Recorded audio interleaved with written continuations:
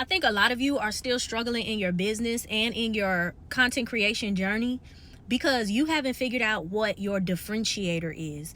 You don't know what makes you different. You don't know what sets you apart. You don't know how to show up in the authentic version of yourself. You out here playing copycat. You out here doing what this person is doing. You out here having your content look like this person and that person, but you haven't figured out what makes you unique, what makes you special. And some of you probably already have, and you think that that's not enough. You think that, oh, that's boring. No one's going to pay attention to me. No one cares. All of the things, all of these excuses, right? But the one thing that God has been showing me, even about myself as an entrepreneur, is that how he wired me to think, how he wired me to perceive, how I even look, my messages, that is my differentiator. That's what sets me apart.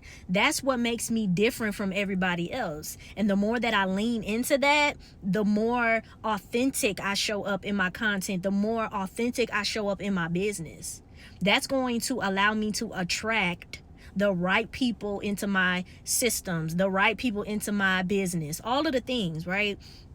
But if you are struggling with this, if you are just having a hard time showing up in your social media content, posting, even thinking about the type of content that you want to put out there, then take the survey. I made a survey.